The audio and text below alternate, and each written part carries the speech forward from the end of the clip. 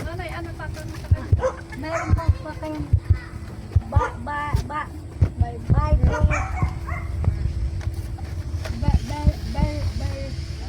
Bible verse. Oh. Bakit po? Para saan po 'yon? Ay, kung anong bibilin niyo po. Yun po ang pambayad. Ay, ganon? Okay, meron. No? Kailangan. Mamaya maraming Bible verse kailangan nito. Ubusin ni Daddy Frankie Nanay, tinda. kung mga Bible verse nila, pambayan. Ano ko anong bibigyan nila? Nanay Carmen, bakit Bible verse ang bayad sa pag may bibili? At saka test paper po na examination sa school. Hmm. Kung nakamagkanis po kayo ng college ka na rin siya. Nanay Carmen, masasabi ko lang po, Bible verse is ang paggawa ng mabuti sa kapwa, kailanman hindi magbubuti ng masama.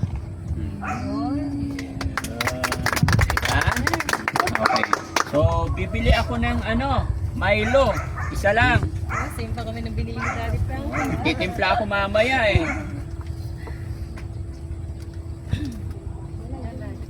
Isa lang po. Ayun na, ayan, may napitas na pala. Ayan, ay, salamat po. Magkasama na to. Thank you so much, Nanay Carmen. O, tanong mo sila pa nanay, baka may mga baong pa sila. Si ano naman, si Mami Rochelle, baka may bibilhin ka. Ha?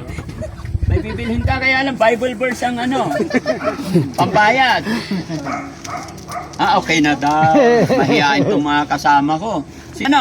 Si Boss JB. Boss. Baka bibili kayo, samantala nyo, nandito si Nanay Carmen. Ayaw po yung bumili. Parang parang napakahirap bumili dito, Hindi pwedeng bumili yung hindi nananampalataya. Kaya kayo, lakasan nyo pa yung kapit kay God kasi talagang napaka-importante po yan, mga kababayan, di ba? At napakaganda yung naisip ni Nanay Carmen na ganito kasi talagang mapapaisip ka nga naman, di ba?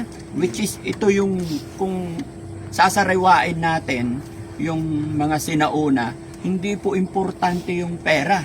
Ang pinaka-importante, yung kabutihang nagagawa natin, yung pananampalataya natin kay God.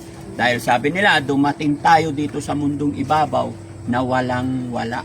Kaya aalis din tayo na walang madadala. Lahat kung ano man meron dito sa mundong ibabaw, kasangkapan lang po yan. Pagdating natin sa langit, kung ano yung maganda mong nagawa dito sa mundong ibabaw, yun ang tatanungin ni God. Diba? Yan. Salamat Nanay Carmen. Alam mo, natatouch po ako sa tindahan mo. Kaya loobin ng Panginoon na sana bigyan ka pa ng kalakasan at marami pang taong makapunta dito para maalala natin ang Panginoon. Alam ko magkakaiba man tayo mga kababayan ng panalangin. Magkakaiba tayo ng paraan kung paano tumawag sa ating Diyos Ama. Pero pagdating sa taas, iisa lang ating tinitingala, ang ating Diyos Ama. No? Maraming salamat po. Ayan. Lalong-lalo na kay Sir Tekram, salamat at nakarating kami dito. Kami po yan, thank you Daddy Frankie. Ayan, salamat. Siyempre kay Ma'am MJ din, salamat. Thank you so much po. Okay.